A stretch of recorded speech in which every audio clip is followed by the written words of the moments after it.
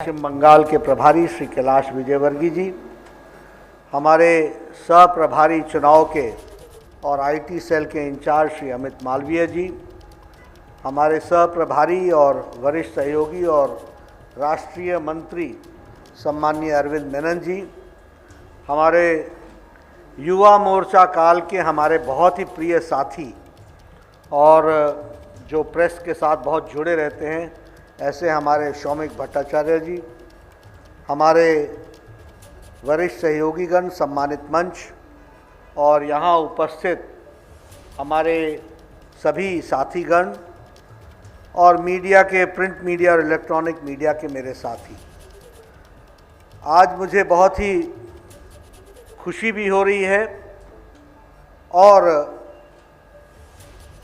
Bharatiya Janata party चुनाव के क्रम में जिस तरीके से आगे बढ़ते हुए बंगाल की प्रबुद्ध जनता उनका सहयोग लेते हुए आगे बढ़ने का निश्चय किया है, उस क्रम में आज एक कदम उठाते हुए लखो सोनार बांग्ला इस लक्ष्य को लेकर के हम चले और इसकी शुरुआत आज जब हम कर रहे हैं तो लखो सोनार बांग्ला को हमने अगर याद करना है तो हमको वो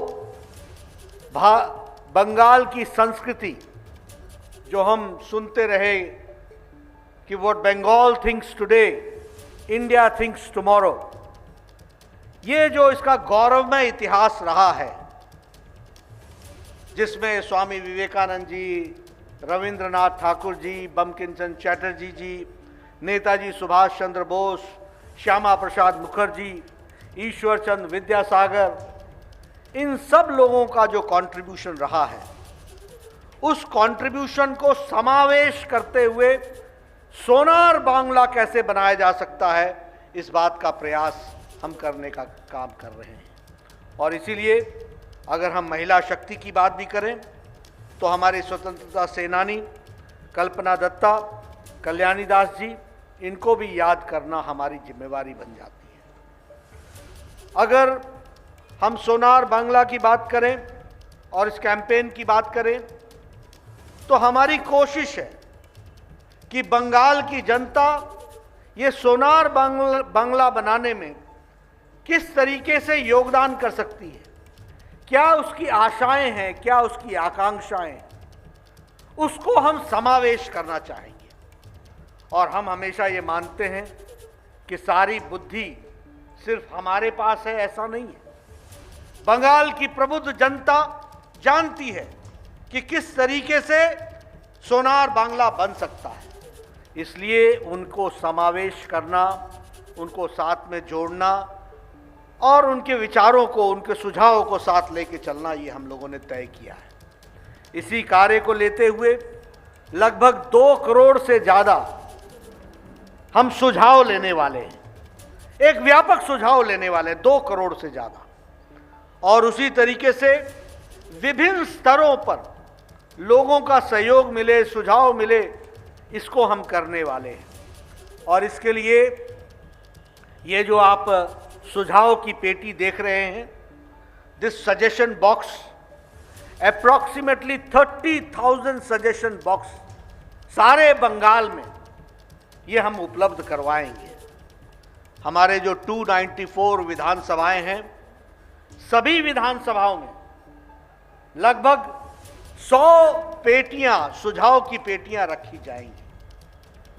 50 पेटियां लेकर के हमारे घर घर हमारे कार्यकर्ता जाएंगे और 50 हम स्ट्रेटेजिक स्थानों पर रखने वाले हैं, प्रोमिनेंट स्थानों पर रखने वाले हैं, प्रमुख स्थानों पर रखने वाले हैं, ताकि हम उनका सजेशन ले सकें और उसको हम उस तरीके से आगे बढ़ाएंगे। उसी तरीके से आज मैं एलईडी रथ का भी श्री गणेश करने वाला हूं। ऐसी एलईडी रथ लगभग 294 हर विधानसभा के लिए एक रथ की व्यवस्था की गई है, जिसमें हम डिजिटली सुझाव दिया जा सके, इसकी व्यवस्था भी करेंगे। और साथ ही साथ हमारा एक मिस्ड कॉल नंबर होगा 972729 4294। ये इस मोबाइल पर हम मिस कॉल करके हम सजेशन अपने दे सकते हैं। यही नंबर व्हाट्सएप के तरीके से इस्तेमाल हो सकता है और हम व्हाट्सएप संदेश दे सकते हैं तो कि हमारे को लोगों का सुझाव मिल सके। और इसी तरीके से www.lokosonarbangla.com इसमें हम अपना सुझाव दे सकते हैं। इस तरीके की डिजिटली व्यवस्था भी हम लोगों ने की है। मित्रों, ये कैंपेन 3 मार्च से लेकर के 20 मार्च तक हर विधानसभा में यह कवर करेगा और हमारी सुझाव की पेटियां ये 3 मार्च से 20 मार्च को और 20 मार्च को हम इसको पूरा करने वाले हैं। जिस बात को प्रधानमंत्री जी ने कहा असोल परिवर्तन, उस असोल परिवर्तन के लिए सोनार बांग्ला का सपना कैसे पूरा किया जा सकता है, इसको हम प्रयासरत रहेंगे। यही नहीं, जब हम असोल परिवर्तन की बात करते हैं तो आयुष्मान भारत को हम लागू करेंगे और 4,67 lakh people who are entitled to be covered under Ayushman Bharat and getting a facility of 5 lakh rupees health cover every year, इसकी भी हम व्यवस्था करेंगे। जब हम आयुष्मान भारत की बात करते हैं तो साथ ही साथ प्रधानमंत्री किसान सम्मान निधि, लगभग देश में 10 करोड़ किसान हैं, 73 लाख के आसपास किसान बंगाल में हैं। प्रधानमंत्री किसान सम्मान निधि की 6 किश्तें 7 किश्तें दी जा चुकी हैं, लेकिन बंगाल का किसान इससे वंचित रहा है। प्रधानमंत्री जी ने कहा है कि हम पिछली किश्त भी देंगे और साथ ही साथ जब सरकार हमारी आएगी तो प्रधानमंत्री किसान सम्मान निधि बंगाल की धरती पर लागू होगा और 73 लाख किसानों को उसका लाभ मिलने वाला है। यानी पुरानी किश्तें भी, और पुरानी किश्तें अगर 7 जोड़ ले तो 14,000 रुपए की एक किसान को पुरानी पेमेंट होगी और आगे चल करके उसको हम जोड़ेंगे। इस तरीके से हम काम करने वाले हैं। उसी तरीके से प्रधानमंत्री फसल बीमा योजना को और व्यापक बनाएंगे। उसी तरीके से 7th पे कमीशन को, यहां 7th पे कमीशन को लागू करेंगे ताकि हमारे एम्प्लॉय भाई जो उससे वंचित रह गए हैं वो 7th पे कमीशन का भी लाभ उठा सकें। और बंगाल में एक नई संस्कृति हम देने वाले हैं, no cut money, no cut money, भ्रष्टाचार मुक्त विकास युक्त बंगाल हम देने वाले हैं। और उसी तरीके से रेफ्यूजी वेलफेयर के स्कीम्स को हम लॉन्च करेंगे। विशेष करके मतवा समाज और नमो शूद्र हमारे जो समाज है उनके लिए हम हेल्थ के लिए पुश देंगे, एजुकेशन के लिए पुश देंगे, ग्रेजुएट और पोस्ट ग्रेजुएट के लिए हम स्कॉलरशिप्स की व्यवस्था करेंगे। और इसी तरीके से बंगाल जो हमेशा एक अच्छे विचारों के लिए जाना गया है, दुर्भाग्य से यहाँ नक्सलिज्म भी पनपा। उस नक्सलिज्म को समाप्त करने के लिए हर प्रयास को हम पूरा करेंगे, यह भी हम आपको बताना चाहते हैं। बंगाल जो आज भ्रष्टाचार की दृष्टि से हम सबके सामने कई तरह की चर्चाएं आई हैं, उसको हम भ्रष्टाचार मुक्त रखेंगे और उस भ्रष्टाचार मुक्त का हम वातावरण बनाएंगे। उसी तरीके से ये जो इल्लीगल कोल माइनिंग हो रही है इसको भी हम रोकेंगे। इसी तरीके से ये सिंडिकेट संस्कृति को भी हम रोकेंगे और उसी तरीके से हम ग्लोबल मार्केट में लोकल प्रोडक्ट को पहुंचाने का प्रयास करेंगे। ग्लोबल मार्केट में लोकल प्रोडक्ट पहुंचे। बंगाल का अपना हुनर जिसको हम आजादी के पहले से जानते थे, आज वो सारे का सारा हुनर उसको कुंठित कर दिया गया, उसको रोक दिया गया, उसको समाप्त करने की कोशिश की गई है। हम उस बंगाल के हुनर को फिर से वापस स्थापित करेंगे और ग्लोबल मार्केट की व्यवस्था करेंगे फॉर लोकल प्रोडक्ट्स, इसको भी हम ध्यान में रखेंगे। मित्रों, जहां तक बंगाल के कल्चर का सवाल है, we are all emotionally involve. Bengal का कल्चर एक संस्कृति जिसने देश दुनिया को एक नई ताजी हवा दी। जब मैं विवेकानंद जी की बात करता हूं, जब मैं रविंद्रनाथ ठाकुर जी की बात करता हूं, जब मैं बंकिम चंद्र चटर्जी की बात करता हूं, जब मैं ईश्वर चंद्र विद्यासागर जी की बात करता हूं, ये सब लोग ऐसे थे, श्यामा प्रसाद मुखर्जी की बात करता हूं, ये सब ऐसे थे जिन्होंने बंगाल की धरती से जरूर जन्म लिया हो, लेकिन उन्होंने देश को दिशा दी, संस्कृति को दिशा दी, दुनिया को दिशा दी। ये हमको समझना चाहिए और इसलिए उस कल्चर को हम स्थापित करने का प्रयास करें। मैं आज जब अच्छी अच्छी बातें कर रहा हूं तो मैं राजनीतिक बातें करके वातावरण दूषित नहीं करूंगा, लेकिन अगले भाषणों में मैं बताऊंगा, जब मैं परिवर्तन यात्रा की समाप्ति पर जाऊंगा तो मैं वहां चर्चा करूंगा कि ये संस्कृति थी बंगाल की और उस संस्कृति को कहां ला करके खड़ा कर दिया है, किस मोड़ पर ला करके खड़ा कर दिया। मित्रों, इसको रिवाइव करना हमारी जिम्मेवारी है। The pride of Bengal has to come back, that सोमार Bengal has to come back, that Bengal which led the country, that has to come back. और उसके लिए हम प्रयासरत होंगे, यह हम आपको जरूर कहना चाहते हैं। उसी तरीके से अगर हम बात करें किसानों की, आज ये धरती, यहाँ की जो इसकी उर्वरकता है, जो इसकी कैपेसिटी है, उसका उपयोग नहीं हो रहा है। जितनी धरती हमारी एलुवियल है उतना ही इसकी यील्ड होनी चाहिए, वो यील्ड नहीं हो रही। जितना इसका इरिगेटेड लैंड होना चाहिए वो नहीं है, और जो किसानों को इसकी कीमत मिलनी चाहिए वो नहीं मिल रही है। मित्रों, क्रॉप का सही दाम मिल सके किसानों को, इसके लिए हम प्रयासरत रहेंगे और यह हमारी कोशिश रहेगी कि हम इसको प्रयास करें। जब मैं आपसे सुझाव मांगता हूं तो मैं किन बातों के लिए सुझाव मांगता हूं? आपसे मैं सुझाव मांगता हूं कि यहां पर आर्थिक जगत में पुश कैसे दिया जा सके। अगर ब्रिटिशर्स ने आकर के बंगाल को देखा कि this is an industrial town, this is an industrial area, यहां पर इंडस्ट्री का विकास की संभावनाएं हैं, उसके बाद जिस तरीके से इंडस्ट्री फ्लश की, जब आजादी मिली तो बंगाल इंडस्ट्रियल एरिया की दृष्टि से किस तरीके से आज बढ़ा था, और आज धीरे धीरे पिछले 60-70 सालों में एक एक इंडस्ट्रियलिस्ट ने अपनी इन्वेस्टमेंट यहां से हटा ली। ये सूखा पड़ गया। हमको विचार करना पड़ेगा कि ये क्यों हुआ और इसको हम कैसे रिवाइव कर सकते हैं। और प्रधानमंत्री मोदी जी इस बात के लिए कटिबद्ध हैं कि पश्चिम अगर विकसित हुआ है तो पूर्व को भी पूरा विकास करना है और मुख्य धारा में शामिल करना है। इस बात के लिए हम कटिबद्ध हैं। इसलिए हम कैसे इंडस्ट्रियल पुश दे सकते हैं, कैसे हम एग्रीकल्चर पुश दे सकते हैं, कैसे हम इकोनॉमिक पुश दे सकते हैं, और कैसे हम स्वास्थ्य के दृष्टि से, मुझे दुख होता है, मैं स्वास्थ्य मंत्री था, यहां डेंगू फैला, हमको डेंगू की रिपोर्टिंग ही नहीं दे रही थी सरकार। यहां लोग डेंगू से जाने गंवा रहे थे। मैं स्वास्थ्य मंत्री की दृष्टि से ममता जी से पूछता था, give me the reporting of dengue.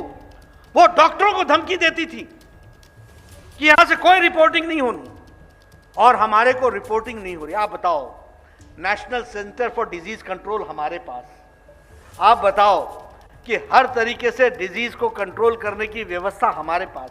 मैं टीम भेजना चाहती हूं, मैंने टीम भेजी थी, अभी कोरोना में भी टीम भेजी थी, आपने उनको गेस्ट हाउस से बाहर नहीं निकलने दिया। यह बंगाल की जनता के साथ अन्याय। ये हेल्थ को पुश देने की जरूरत है। आप बताइए, कोरोना में यहां पर टीम आई थी कि नहीं आई थी? सेंट्रल टीम आई थी कि नहीं आई थी? आप बताइए, डेंगू के लिए यहां टीम हमने भेजी थी कि नहीं भेजी थी? आपने उनको एक तरीके से कैद कर दिया रेस्ट हाउस में और सर्किट हाउस में, और वो भी सेंट्रल गवर्नमेंट के सर्किट हाउस में, सेंट्रल गवर्नमेंट के जो संस्थान है उनके गेस्ट हाउसेस में, और कहा आप आराम करो और जाओ वापस, हम आपको कोई रिपोर्टिंग नहीं करेंगे। मित्रों, मैं आपसे हेल्थ के दृष्टि से सुझाव चाहता हूं। आयुष्मान भारत तो हम लागू करेंगे ही करेंगे, लेकिन बंगाल, अगर बंगाल हेल्थ में पिछड़ा रहेगा तो देश कैसे आगे बढ़ेगा? इसलिए बंगाल को हेल्थ के दृष्टि से भी पुश देने की जरूरत है। और मैं देखता हूं, देखिए, मैं हिमाचल का रहने वाला हूं, मेरे यहां लोग नैना देवी घूमने आते हैं, मेरे यहां लोग ज्वाला जी घूमने आते हैं, मेरे यहां लोग चामुंडा देवी घूमने आते हैं। ये सब शक्तिपीठ है। छोटा सा प्रदेश, रिलीजियस टूरिज्म, और बंगाल जहां हर शहर हर गांव किसी न किसी टूरिज्म के रिलीजियस टूरिज्म से जुड़ा हुआ है, तब भी यहां टूरिस्ट नहीं आ पा रहे हैं। हमको इस पर सुझाव चाहिए, हम कैसे रिलीजियस टूरिज्म को बढ़ा सकते हैं। बंगाल में जिस तरीके का सांस्कृतिक और जिस तरीके का हमको यहां पर पूजा पद्धति की दृष्टि से जो दृष्टि मिली है, उसको हम कैसे बढ़ावा दे सकते हैं।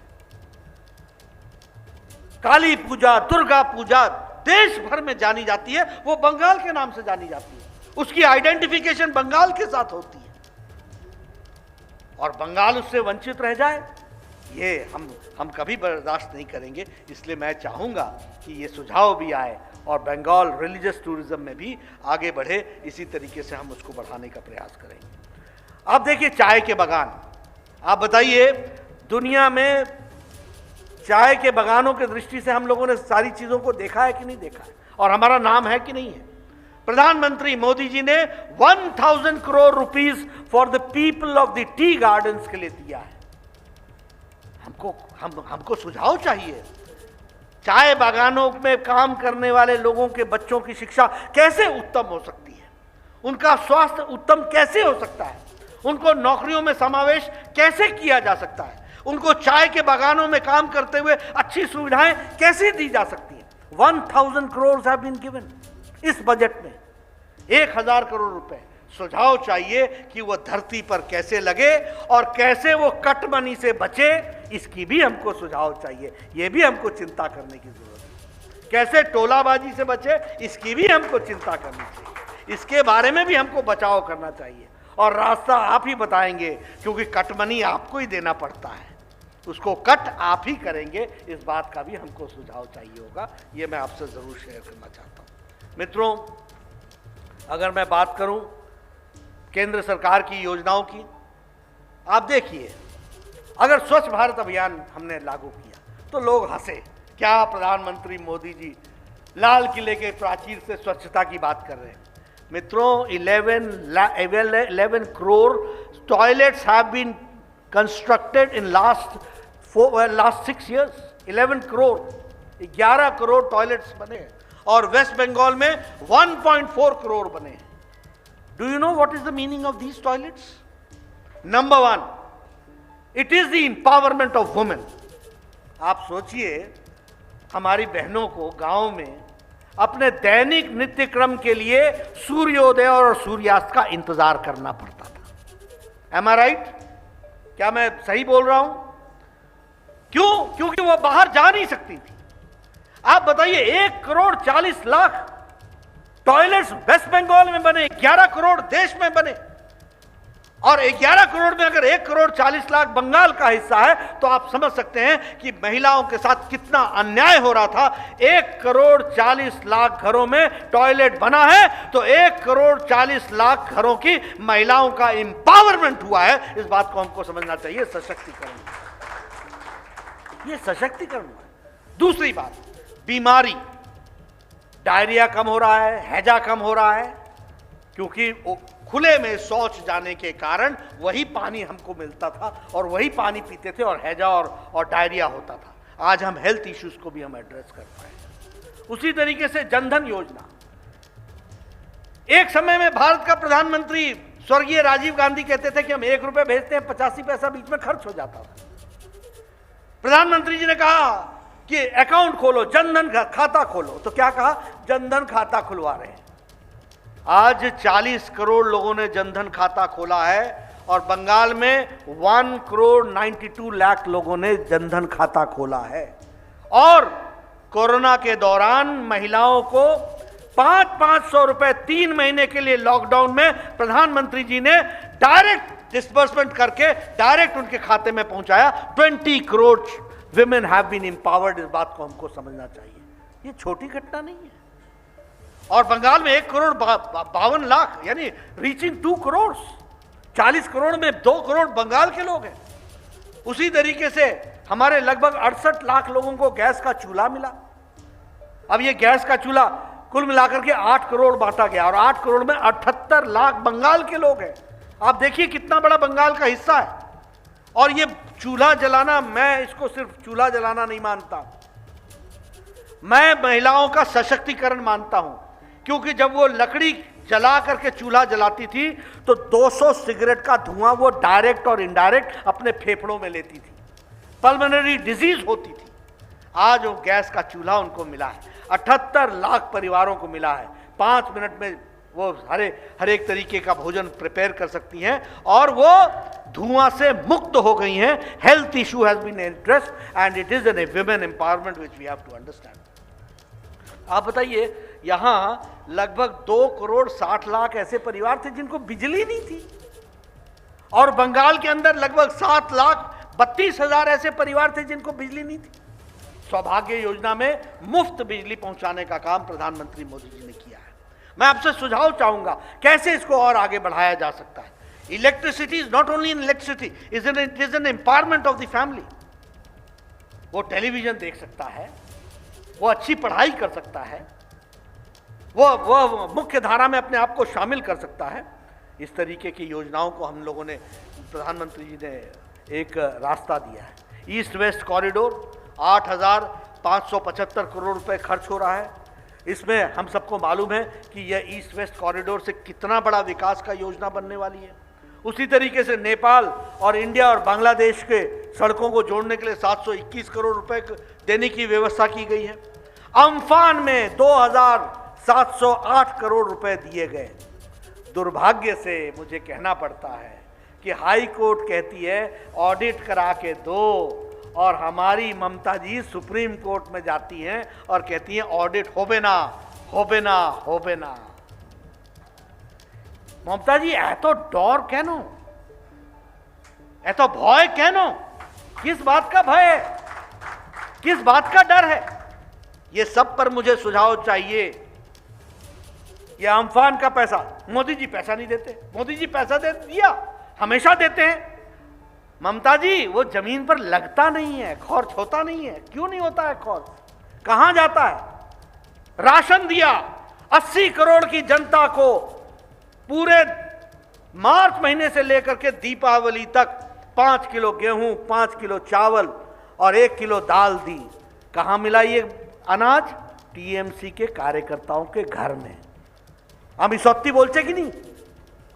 हम सत्ती बोलचे कि नहीं? ये टीएमसी के घर में अनाज क्या कर रहा था? फिर बोलते अनाज दिया नहीं, आया नहीं, लिया नहीं। अरे सब डकार गए और फिर बोला लिया नहीं, क्या है मतलब? इसलिए मुझे इस पर भी सुझाव चाहिए कि कैसे जनता को जो अनाज प्रधानमंत्री जी भेजे वो जनता को कैसे मिल सके, इस बात को हमको सोचना चाहिए। 7 फरवरी को प्रधानमंत्री जी हल्दिया आए थे, 4,70,700 करोड़ रुपए का उन्होंने प्रोजेक्ट्स सैंक्शन किए। उसी तरीके से 22 फरवरी को हुगली आए थे, 3,000 करोड़ रुपए का उन्होंने सैंक्शन किया है।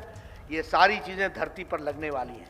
और कलकत्ता से सिलीगुड़ी तक की रोड 25,000 करोड़ रुपए इस बार की बजट में निर्मला जी ने दिया है, प्रधानमंत्री मोदी जी ने दिया है। इसको हमको सोचना चाहिए। खड़गपुर से लेकर के विजयवाड़ा के लिए ईस्ट कॉरिडोर, और उसी तरीके से ईस्ट वेस्ट कॉरिडोर भुसावल से खड़गपुर। और बीजेपी अध्यक्ष जेपी नड्डा बता रहे हैं किस तरह से केंद्र सरकार ने राज्यों को पैसा दिया है। 25,000 करोड़ सड़क के लिए दिए, 8 करोड़ में से 78 लाख जो जनधन खाते हैं, गैस चूल्हे माफ़ कीजिएगा, वो बंगाल में दिए गए। 1 करोड़ 92 लाख जनधन खाते खुले हैं। तमाम जो योजना है केंद्र सरकार की वो पश्चिम बंगाल में लागू नहीं की गई है। जब सरकार आएगी तो उन्हें लागू किया जाएगा।